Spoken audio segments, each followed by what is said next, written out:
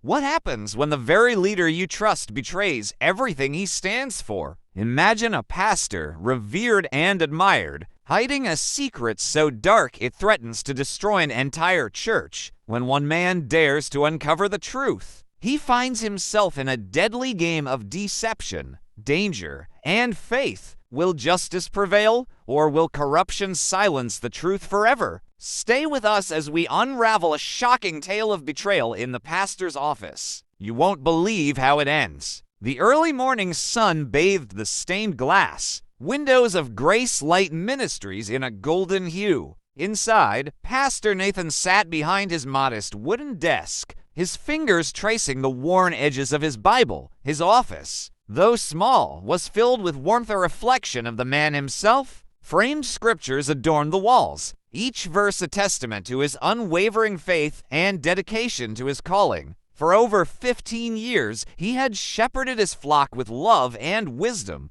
guiding them through trials and triumphs. He had witnessed young children grow into responsible adults, officiated weddings, and stood by grieving families in their darkest moments. Trust had been the foundation of his ministry, a sacred bond between him and the congregation he served. But lately, an unsettling weight had settled in his heart. A subtle shift in the air, whispers that faded when he entered a room, lingering glances exchanged between church elders. Something was wrong. A gentle knock interrupted his thoughts. The door creaked open, and Deacon Joel stepped in, his usual charismatic smile plastered across his face. "Pastor, I thought I'd find you here," he said, closing the door behind him. "Busy preparing for Sunday's sermon?" Pastor Nathan smiled faintly. "Always, Joel. God's word never runs dry." Joel chuckled, but there was something unreadable in his eyes. "You know, Pastor, I've been hearing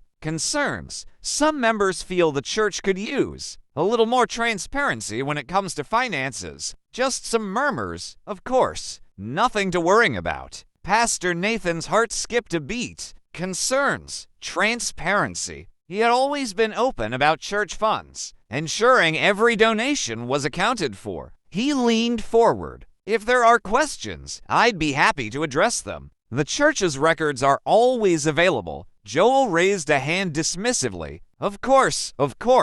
I assured them of your integrity. Just thought you should be aware." He stood, smoothing the lapels of his suit. "Oh, and one more thing, Pastor, keep an eye out. Even the strongest shepherd must watch for wolves among the flock." With that, he left, his words hanging in the air like an omen. Pastor Nathan exhaled, staring at the door long after it had closed. The weight in his chest grew heavier. He had always believed that trust was unbreakable in the house of God. But as the first cracks formed, he feared he was about to learn otherwise. The Sunday service at Grace Light Ministries was as vibrant as ever. The choir's harmonies soared through the air, hands lifted in worship, and voices joined in heartfelt praise. But as Pastor Nathan stood at the pulpit, delivering his sermon on unity and faithfulness, he couldn't shake the unease gnawing at him. From the front row, Deacon Joel sat with his usual polished demeanor, nodding at key moments as if in agreement with the message. Yet something about his expression unsettled Pastor Nathan. It wasn't the look of a man moved by the word of God. It was the gaze of a man, calculating, planning.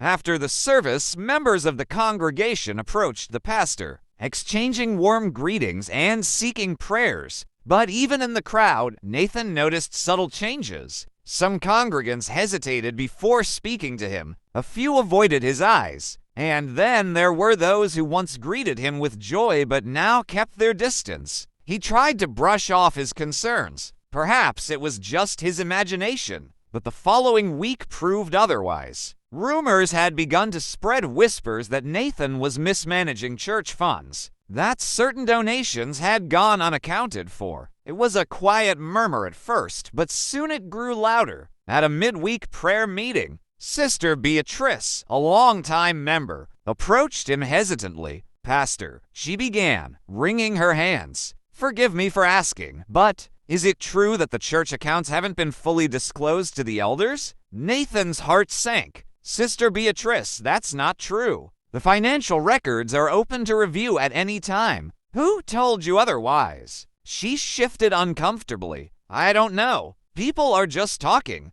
Pastor Nathan clenched his jaw. Gossip was like a fire. It only needed a small spark to spread uncontrollably. As he turned to leave, he caught sight of Joel in the distance. Speaking in hushed tones to the church elders, the deacon placed a hand on one shoulder, leaning in as if sharing a secret. The elders nodded, their expressions troubled. At that moment, Nathan knew. A wolf had crept among the sheep, and it was no stranger. It was someone he had trusted, someone who now sought to tear everything apart. The tension in Grace Light Ministries was growing thicker by the day. What had once been a place of worship and peace was now becoming a breeding ground for doubt and division. And the whispers were multiplying like locusts in a field. Pastor Nathan could hear them before he even stepped into the church. As he walked through the courtyard that Sunday morning, he caught snippets of hushed conversations that abruptly stopped the moment he approached.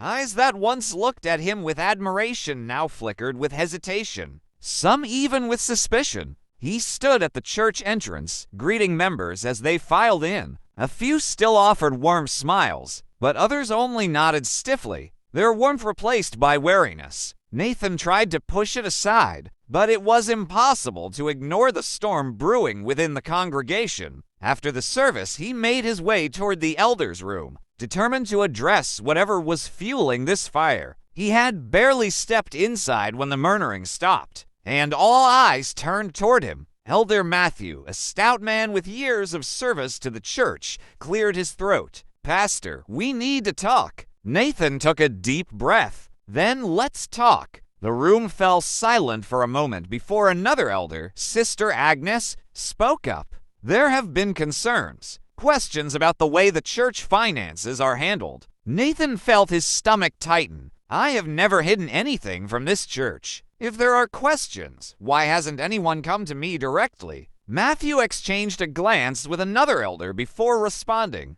Deacon Joel mentioned that some records were missing, that there might be discrepancies in the accounts. Nathan's breath hitched. Joel. The realization hit him like a punch to the gut. Joel was orchestrating this. The rumors, the doubts, it all led back to him. Discrepancies? Nathan repeated, his voice calm but firm. "Every financial document is accounted for. I would never misuse the resources entrusted to this church. If there are any doubts, let's go through the records together." Sister Agnes hesitated, then sighed. "We believe you, Pastor, but the congregation? They are starting to ask questions. You know how fragile trust can be." Nathan closed his eyes briefly. Yes, he knew. Trust was the foundation of leadership, and once a crack formed, it was only a matter of time before the whole structure came crumbling down. As he left the room, his mind raced. Joel had started something dangerous, and if Nathan didn't find a way to stop it, he might lose everything he had spent years building.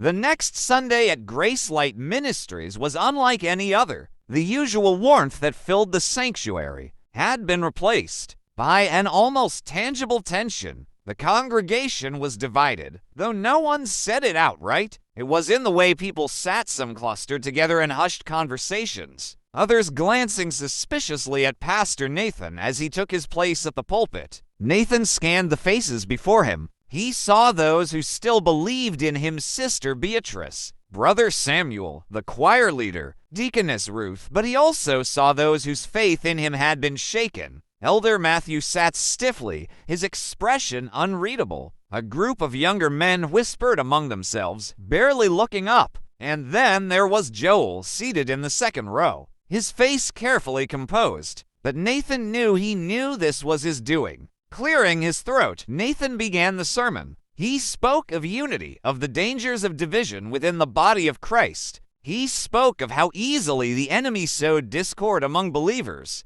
how a single whisper of doubt could spread like wildfire. But as he preached, he saw some nodding in agreement, others exchanging glances, skepticism still lingering in their eyes. After the service, Nathan lingered, greeting those who approached him. But the number was far smaller than usual. Some people simply walked past him without the customary handshake or warm exchange. Others avoided his gaze altogether. Then, a voice cut through the air. "Pastor." Nathan turned to see Brother James, a longtime member, standing with his arms crossed. "I have to ask, why haven't you addressed the concerns about the church finances publicly? We deserve to know the truth." Murmurs rippled through the congregation. Several heads turned toward them, waiting for Nathan's response. Nathan met James's gaze firmly. "I have never hidden anything from this church. If there are doubts, I welcome an open discussion. The financial records are available for review, but I ask, where are these concerns coming from?" Before James could respond, Joel stepped forward, placing a hand on James's shoulder. "Pastor," he said smoothly, "I think the people just want reassurance. They have given their tithes and offerings in faith. They only seek transparency." Nathan felt a fire ignite in his chest. Joel was playing the role of the concerned leader, while fueling the very doubt he pretended to ease. "I understand," Nathan said, his voice calm but firm, "and I assure everyone here nothing is hidden. If anyone wishes to see the records, we can arrange a time for that." The crowd murmured again, some seeming satisfied, others still unsure. James nodded slowly, but the doubt in his eyes remained. As Nathan watched the congregation disperse, a chilling realization settled over him. This was no longer just whispered rumors. Joel had succeeded in planting a seed of distrust, and now it was growing.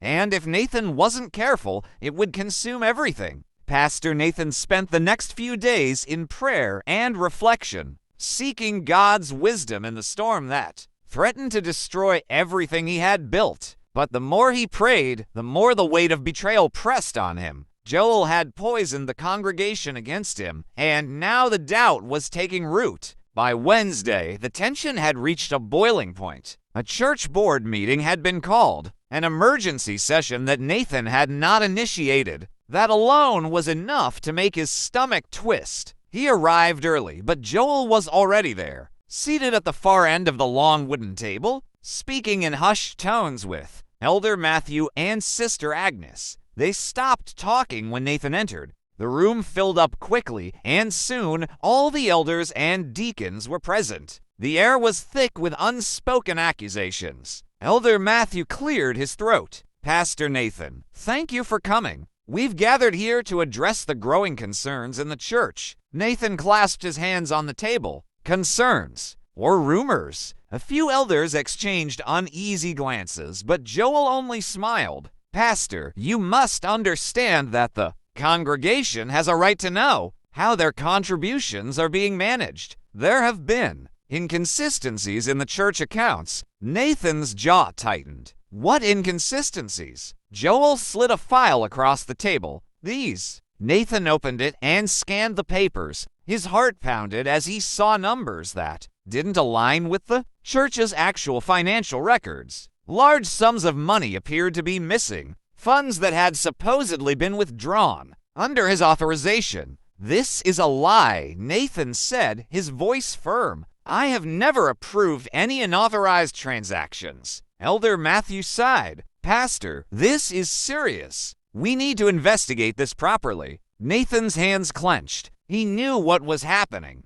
Joel had fabricated these records perhaps, altering real documents or creating false ones altogether. And now the people he had served faithfully for years were looking at him as though he were a thief. Sister Agnes spoke next, her tone careful. "Pastor, if you truly have nothing to hide, perhaps it would be best to step back while an independent review is conducted." Nathan's stomach dropped. "Step back?" Joel nodded solemnly. "It's just temporary, of course, just until the matter is cleared up." Nathan looked around the room, searching for an ally, someone who still believed in him, but even those who had once been loyal seemed hesitant. The trap had been set, and now it was closing around him. Pastor Nathan sat in his office long after the meeting had ended, staring at the open Bible on his desk. The words on the pages blurred as his mind replayed the betrayal that had just unfolded. The very people he had prayed with, counseled,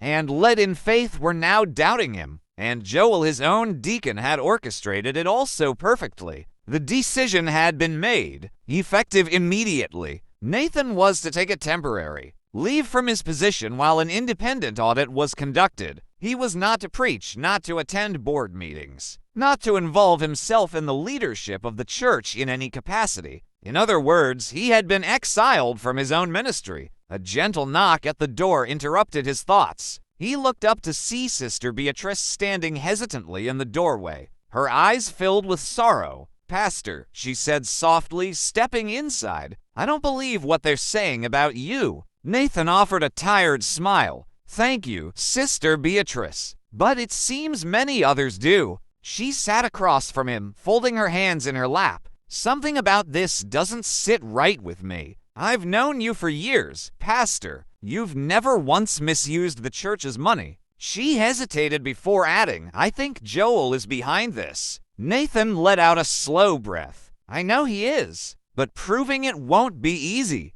Beatrice's eyes darkened. "What if I could help?" Nathan frowned. "Help how?" She leaned in. "I've been noticing things. Strange conversations, documents being handled late at night. I have a feeling Joel has been planning this for a while. Maybe if we dig deeper, we can find out what he's really up to." Hope flickered in Nathan's heart, but it was quickly tempered by the reality of his situation. "Beatrice, if Joel finds out you're looking into this, he'll turn the congregation against you too." She straightened her shoulders. "Then let him try. The truth is worth it." Nathan studied her for a long moment before nodding. "All right, but we have to be careful. If Joel has gone this far, there's no telling what he'll do next." As Beatrice left, Nathan exhaled heavily. He had been cast out of his own church, but he was not defeated. If Joel wanted to play this game, then so be it. The fight for truth was just beginning.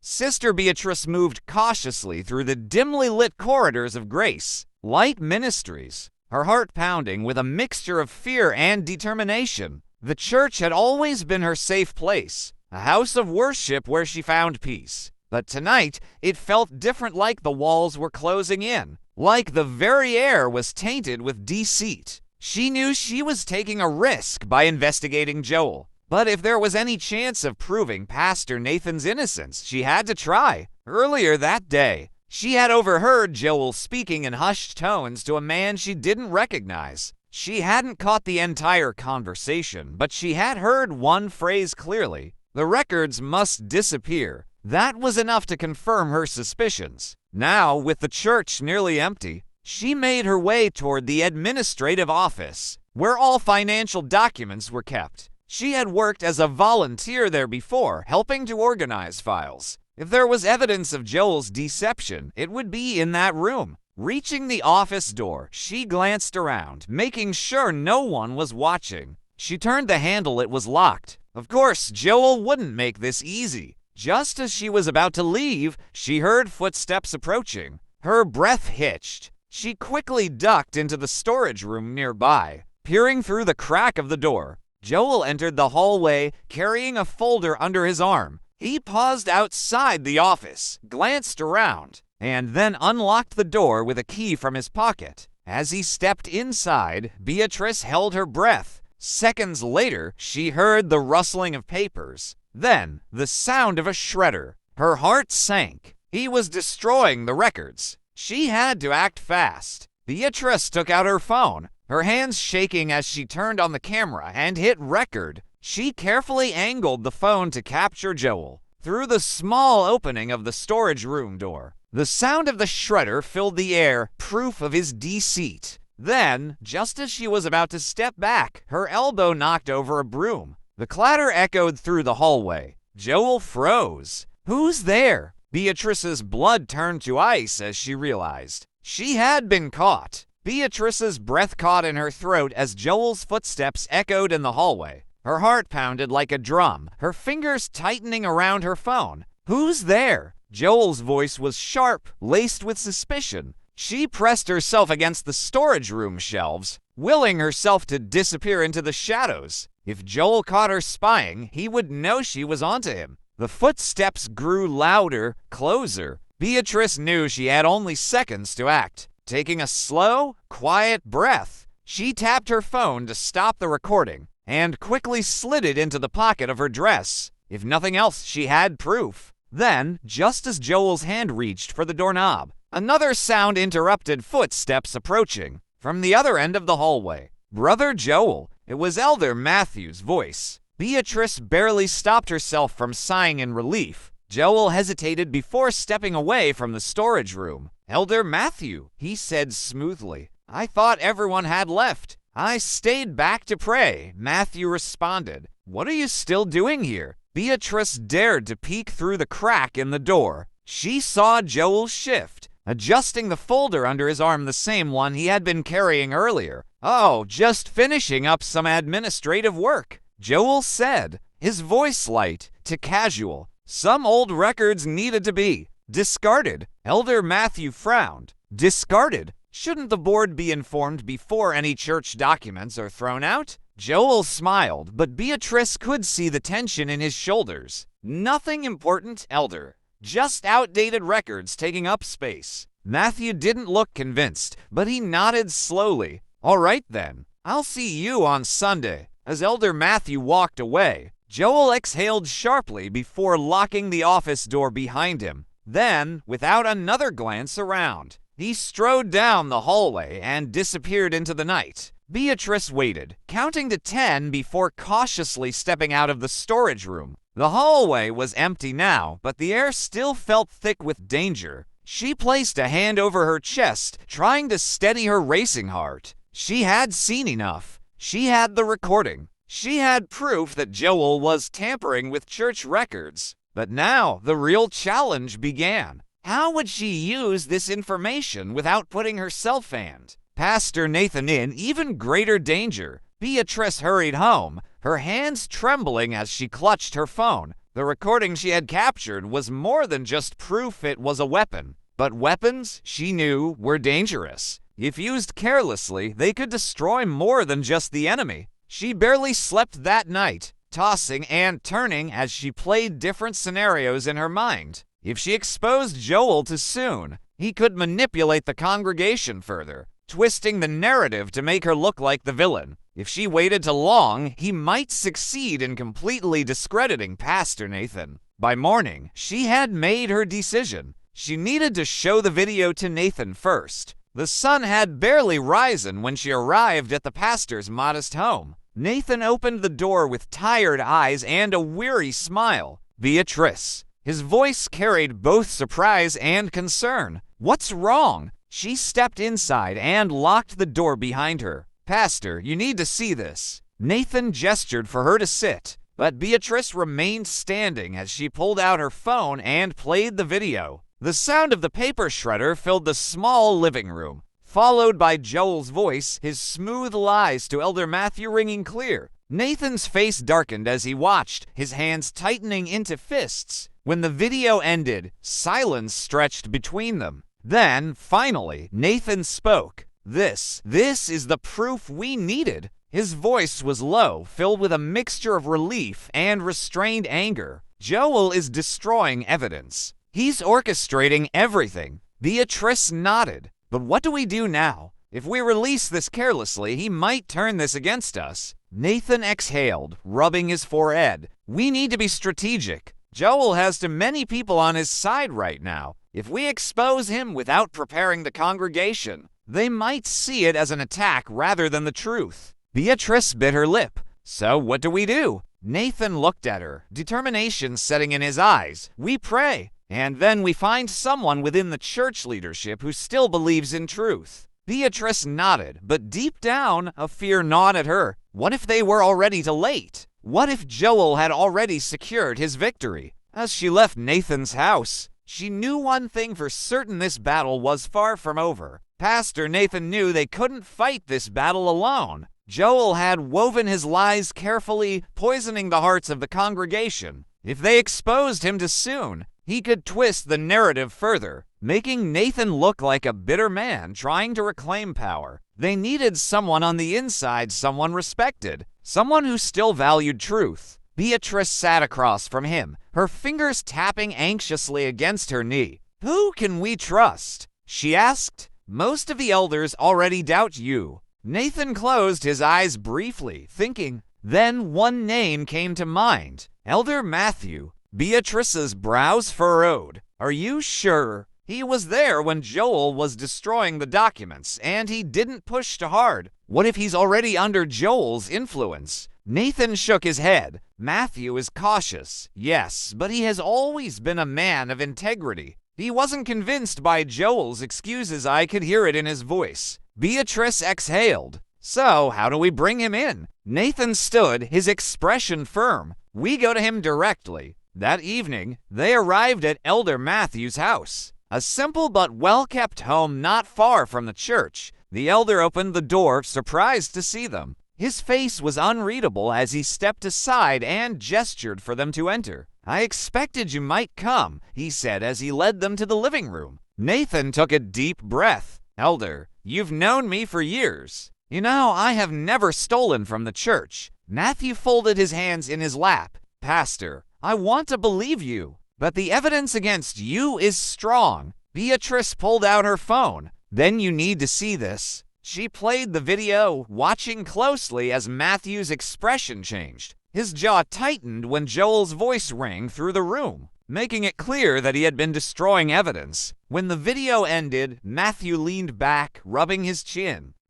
He shook his head. "This changes everything." Nathan leaned forward. "Elder, Joel has been lying to everyone. He wants me out of the way so he can take control of the church. We need to stop him before it's too late." Matthew let out a slow breath. "I knew something didn't feel right, but the problem is Joel has the majority on his side." He met Nathan's gaze. "We need more than just this video. If we're going to expose him, we need undeniable proof, something that will turn even his closest supporters against him." Beatrice frowned. "But what more do we need? Isn't this enough?" Matthew shook his head. "People will say it's just a misunderstanding, that Joel was only cleaning up old records. No, if we're going to bring him down, we need something bigger." Nathan exchanged a glance with Beatrice. The battle was far from over. If they were going to defeat Joel, they needed to dig deeper, and time was running out. Nathan exhaled heavily, absorbing Elder Matthew's words. They had proof, but it wasn't enough. Joel had built his web of deception carefully, and a single video wouldn't be enough to break it?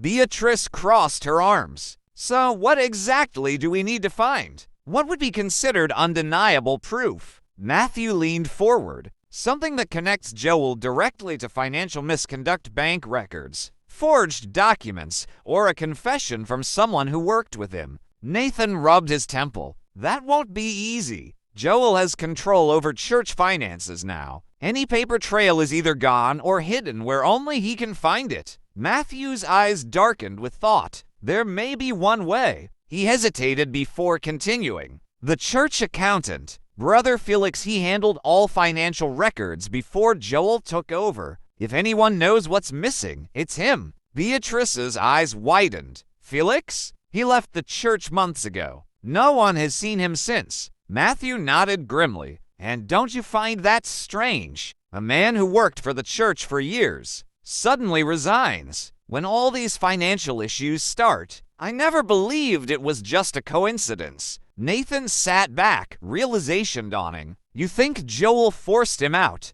"It's possible," Matthew said. "Felix may know something he wasn't supposed to." Beatrice straightened. "Then we need to find him." Nathan nodded. "We'll start tomorrow. If Felix has evidence, we need to get to him before Joel realizes we're looking." But deep down, an uneasy feeling settled in Nathan's gut. If Felix really had the key to exposing Joel, then one thing was certain. Joel wouldn't let him go so easily. The next morning, Nathan, Beatrice, and Elder Matthew set out to find Brother Felix. The task was daunting. No one had seen or heard from him in months. It was as if he had vanished. They started by visiting his old home, a modest two-bedroom house near the outskirts of town. The compound was quiet, the yard overgrown with weeds. Nathan knocked on the door, but there was no response. "Maybe he moved," Beatrice suggested. Matthew frowned. Or maybe he doesn't want to be found. A neighbor stepped out of a nearby house, eyeing them curiously. Nathan approached her.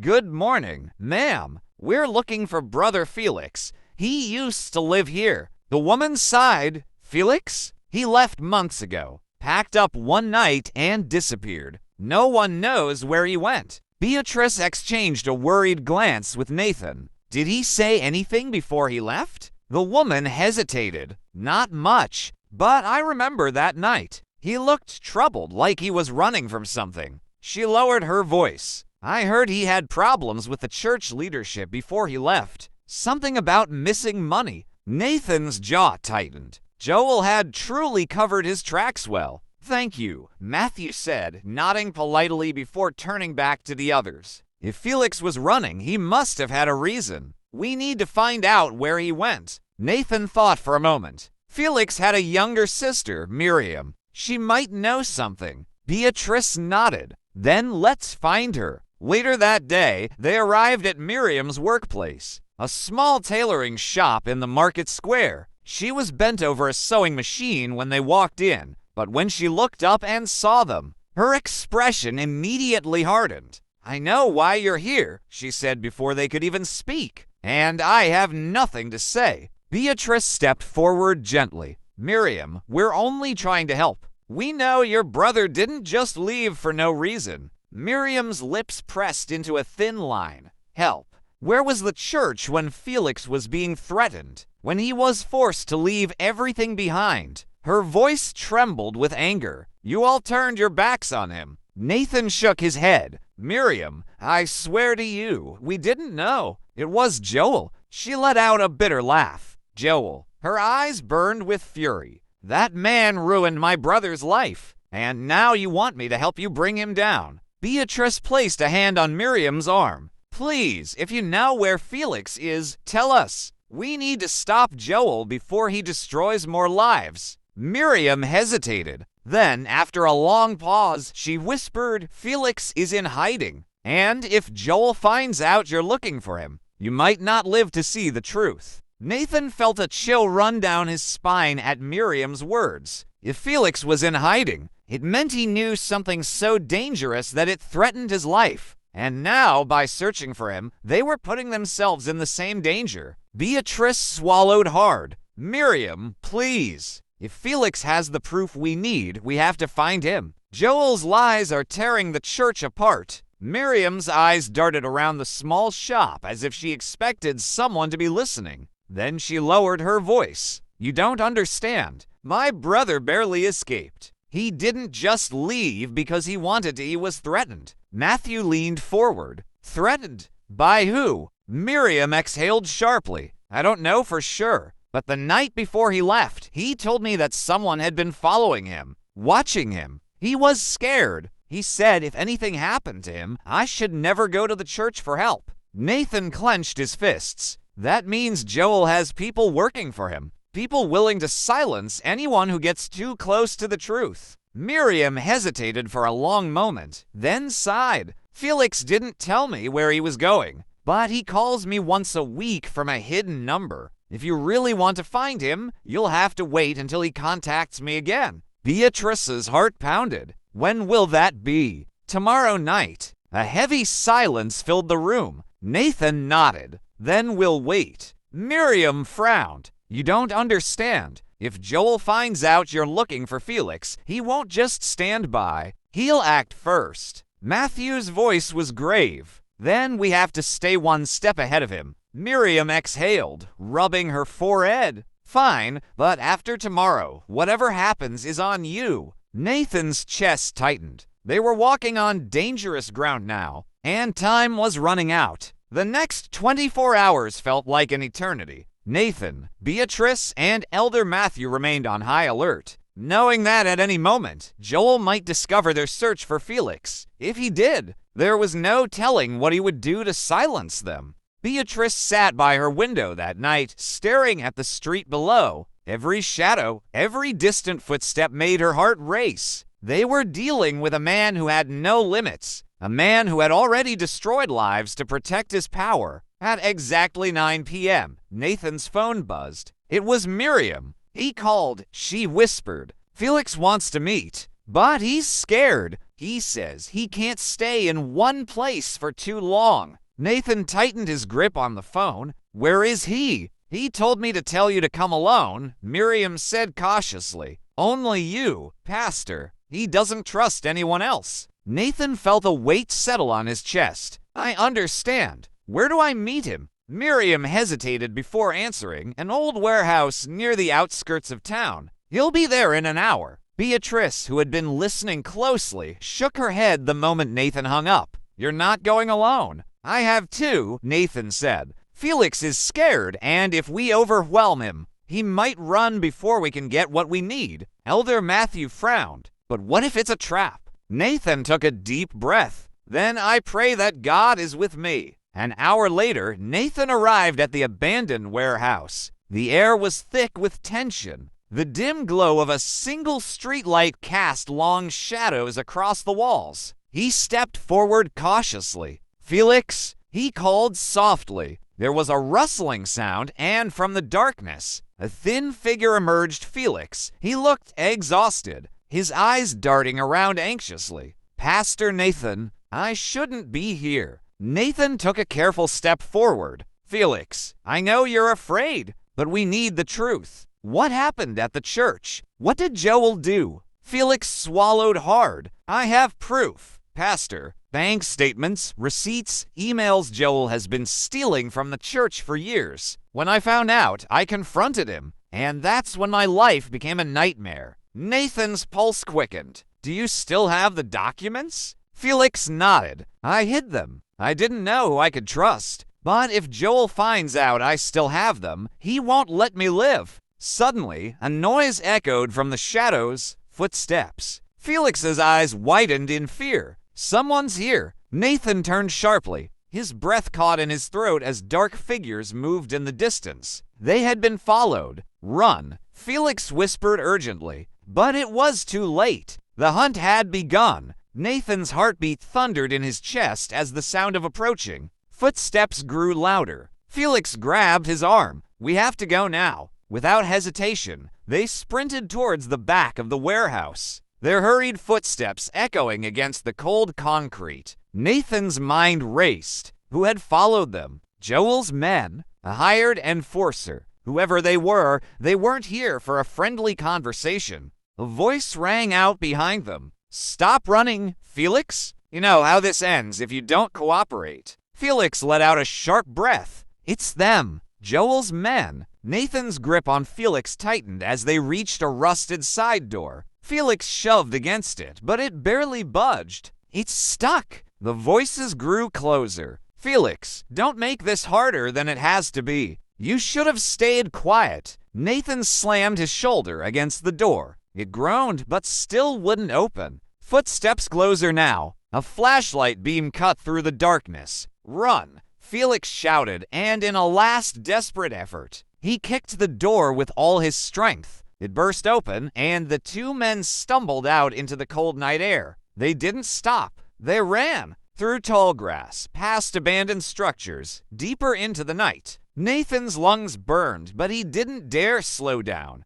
Behind them, angry voices cursed and shouted. The sound of feet pounding against the ground followed closely. Nathan spotted an old, broken-down truck near a dirt road. There, he gasped, we need to hide. Felix hesitated but followed. They slid behind the truck, crouching low, struggling to silence their breaths. Moments later, two figures emerged from the warehouse, scanning the area. One of them, a tall, broad-shouldered man, pulled out a phone. We lost them, he muttered, but they won't get far. Joel wants Felix alive. Nathan's stomach twisted. If Joel wanted Felix alive, it meant he wasn't done using him yet. The second man cursed. They'll go back to town eventually. We'll find them. After what felt like an eternity, the men finally left, their shadows fading into the night. Nathan let out a shaky breath. We need to get to Beatrice and Matthew. We can't stay out here. Felix wiped sweat from his forehead. I'll take you to where I hid the proof. Nathan nodded. Then let's finish this. As they crept away from the truck, one thought lingered in Nathan's mind. Joel wasn't just trying to silence Felix. He was preparing for something even bigger, and time was running out. Nathan and Felix moved cautiously through the deserted streets, their bodies tense with the lingering fear of being followed.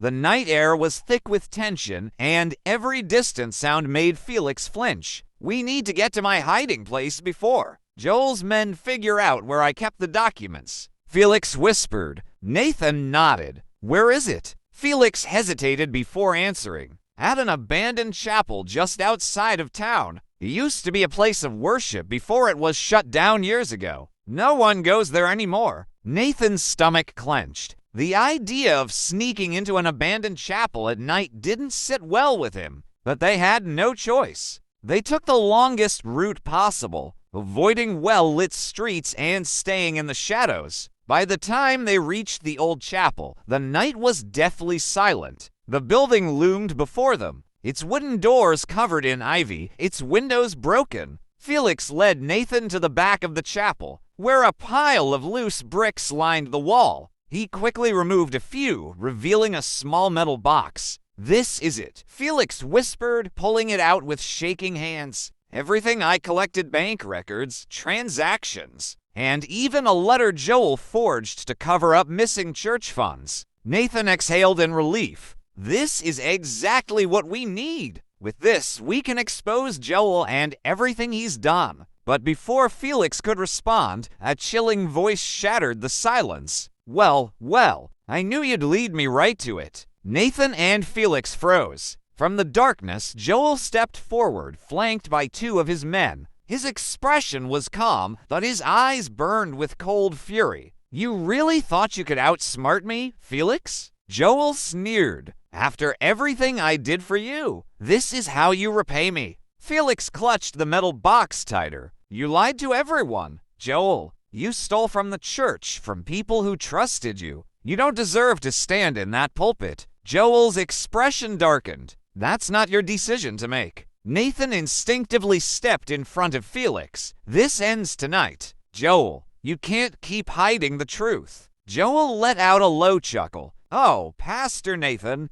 I'm not the one who'll be hiding." He nodded to his men, and just like that, they lunged forward. Nathan barely had time to react before Joel's men rushed forward. Felix stumbled back, clutching the metal box to his chest, his eyes wide with fear. One of the thugs grabbed Nathan by the collar and slammed him against the chapel wall. Pain shot through his back, but he fought through it, twisting his body and elbowing his attacker in the ribs. The man grunted, loosening his grip just enough for Nathan to break free. Felix tried to run, but the second thug snatched his arm. "You're not going anywhere," the man growled. "Leave him alone," Nathan shouted, stepping forward. Joel smirked and raised a hand. "Stay out of this, Pastor. You don't understand what's at stake." Nathan glared at him. "I understand perfectly. You've been abusing your power, stealing from the church, and now you're trying to cover your tracks." Joel sighed. "You're so naive. Do you think the church cares about the truth? They care about miracles. They care about feeling good on Sunday. No one will believe you." Felix struggled against the thug's grip. "People will believe when they see the evidence." Joel's eyes flickered toward the metal box. His smirk disappeared. "Take it from him," he ordered. The thug tightened his grip on Felix's arm, trying to pry the box from his hands. Felix fought back with desperation, kicking and thrashing.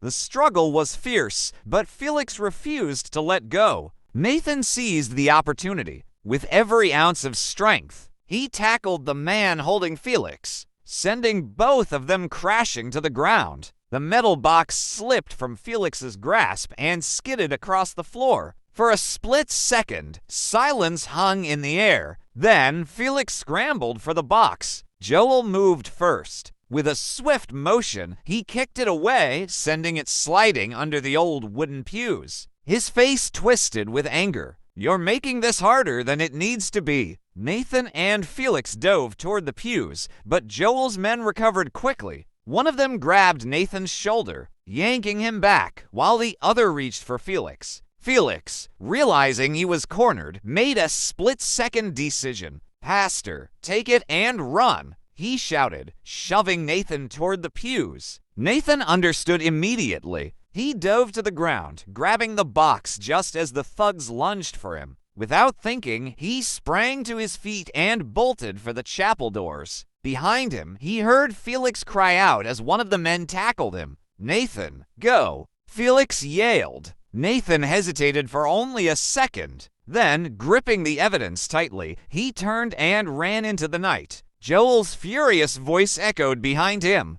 "Get him!" The chase was on. Nathan sprinted through the night, his breath coming in ragged gasps as he clutched the metal box tightly to his chest. His legs burned, but he couldn't stop not now. Behind him, the heavy footsteps of Joel's men pounded against the ground. The night was dark, but Nathan knew he had one advantage. He had grown up in this town. He knew its streets, its hidden alleyways, and its back roads. If he could make it to Beatrice and Elder Matthew, they could get the evidence to the authorities. But first, he had to lose his pursuers. He darted into a narrow alley between two abandoned buildings, his heart pounding. He pressed his back against the cold brick wall, forcing himself to breathe as quietly as possible. The men's voices were getting closer. He ran this way. One of them growled. Nathan squeezed his eyes shut. "God, help me." The men ran past the alley without looking inside. Nathan held his breath until their footsteps faded, then cautiously peered out. The street was clear, but he knew they would circle back soon. He had to keep moving. Meanwhile, back at the chapel, Felix lay on the ground, groaning in pain. Joel towered over him, his face twisted in fury. "You should have just kept your mouth shut," Joel spat. Felix coughed, his ribs aching. "You can't stop the truth, Joel." Joel clenched his jaw. "We'll see about that." He turned to his men. "Find Nathan. Bring me that box now." The men nodded and rushed out. Joel knelt beside Felix and grabbed his chin, forcing him to look into his eyes. "You think you're some kind of hero," he whispered. "You're nothing. And when this is over, no one will even remember your name." Felix's lips curled into a weak smile. "We'll see." Joel stood up and pulled out his phone. He dialed a number and waited. It's time to end this. Nathan ran through the streets, his mind racing. He needed to reach Beatrice. He needed to get this evidence into safe hands. Then, just as he turned a corner, his stomach dropped. A black SUV screeched to a halt in front of him. The doors flew open. Joel had sent reinforcements. Nathan turned to run the other way, but another car pulled up behind him, blocking his escape. He was trapped. Nathan's heart pounded as he glanced from one vehicle to the other. The street was empty except for Joel's men, who stepped out of the cars with slow, menacing precision. Their eyes locked onto him like predators closing in on wounded prey. One of them, a tall, muscular man with a scar running down his cheek, smirked. "End of the road, Pastor." Nathan tightened his grip on the metal box. His mind raced. Think, Nathan, think. He had to act fast. If they got their hands on the evidence, everything would be lost. He glanced around, searching for an escape. The only option was a small, fenced-off alley to his right. It was risky, but it was better than surrendering. With a deep breath, Nathan faked a move toward the left, then bolted right. "Get him!" One of the men shouted. Nathan sprinted toward the alley, his feet barely touching the ground. He reached the fence, hoisted himself up, and swung his legs over just as a pair of hands lunged for his ankle. He hit the ground hard on the other side, pain jolting up his knees. But he pushed through and kept running. Gunshots rang out behind him. Bullets pinged off the metal trash bins lining the alley. Nathan ducked, his breath coming in ragged gasps. They're desperate. He burst out onto another street, scanning for any sign of help. Then he saw her, Beatrice. She was across the street, stepping out of a small corner store, a bag of groceries in her arms. Nathan's relief was instant. "Beatrice!" He shouted. She turned, her eyes widening in shock, then dash screech. A black car came speeding toward Nathan. He barely had time to react before the vehicle swerved and slammed to a stop inches away from him. The door flew open. Joel stepped out, calm, composed, dangerous. Nathan's pulse roared in his ears. He clutched the box tighter, knowing this moment could determine everything. Joel took a step forward. "Give it to me, Nathan," he said smoothly. "You're only making this worse for yourself." Nathan stood his ground, chest heaving. "You're finished, Joel. This is going to the right people." Joel chuckled. "Oh, Pastor, who do you think the right people are? The police? The church council? You think they'll believe you over me?" Beatrice, still frozen across the street, suddenly sprang into action. She pulled out her phone. "Don't even think about it," Joel warned. Nathan's mind raced. He had to get the box to safety. But with Joel standing before him and his men closing in from behind, the odds were against him. He had one last move to make, and it had to count. Nathan's breath was ragged, his body tense as he clutched the metal box. Joel's men had nearly surrounded him. Beatrice stood frozen across the street, her phone in hand, torn between calling for help and rushing to Nathan's side. Joel took another step forward, his voice smooth but laced with menace. "Hand it over, Nathan. You're not leaving here with that box." Nathan's mind raced. He had one chance, one last move to ensure the truth saw the light of day. Then, in a flash, he made his decision. With all his strength, he threw the metal box toward Beatrice. "Run!" he shouted. The box soared through the air. Joel's eyes widened in shock. "Stop her!" Beatrice caught the box, her fingers trembling as she clutched it to her chest. Her instincts kicked in. She turned on her heels and bolted. "Get her!" Joel roared. Two of his men tore after Beatrice, but she was faster than they expected. She dashed into the busy marketplace, weaving between stalls, knocking over baskets of fruits and vegetables to slow them down. The crowd erupted into chaos, giving her an edge. Nathan turned back to Joel. His time was up. The pastor braced himself as Joel's remaining men lunged at him. He fought back, ducking and dodging, but he was outnumbered. A heavy fist slammed into his gut, knocking the wind out of him. Another struck his jaw, sending him to his knees. Joel crouched beside him, his face twisted with fury. "You should have stayed quiet, Nathan." Nathan looked up at him, pain shooting through his body, but his lips curled into a weak smile. "The truth is already out. Joel, you've lost." Joel's phone rang. He hesitated before answering. A voice on the other end spoke urgently. His face darkened. Beatrice had made it. The evidence was already in the hands of Elder Matthew and other respected church leaders. The scandal was spreading like wildfire. People were demanding answers. Joel's reign was crumbling before his very eyes. His jaw clenched. He turned to his men. "Let's go." They released Nathan, shoving him to the ground before rushing toward their cars. Joel gave Nathan one last glare. "This isn't over." Then he disappeared into the night. A week later, the church was filled with murmurs and whispers. The congregation sat in stunned silence as Elder Matthew stood at the pulpit, reading aloud the evidence against Joel. Bank statements, forged documents, testimonies, everything was there. Joel had fled the town, his reputation in ruins. An investigation had been launched. Justice was finally catching up with him. Nathan sat in the front row, his body still sore from the fight, but his heart lighter than it had been in months. Beatrice sat beside him, giving his hand a reassuring squeeze. "You did it, Pastor." "No," Nathan said with a small smile. "We did it." Trust had been broken, but in its place, truth had taken root. And from truth, healing would begin. A new chapter for the church had begun, one built on integrity, faith, and unwavering hope. Trust is fragile once broken. It can take a lifetime to rebuild. But as we've seen in this story, truth always finds a way to shine through the darkness. What would you do if you discovered a shocking secret about someone you deeply trusted? Let us know in the comments. And if you enjoyed this gripping tale, don't forget to like, share, and subscribe for more powerful and thought-provoking stories. Stay tuned because the next story might just be even more shocking. Love you all.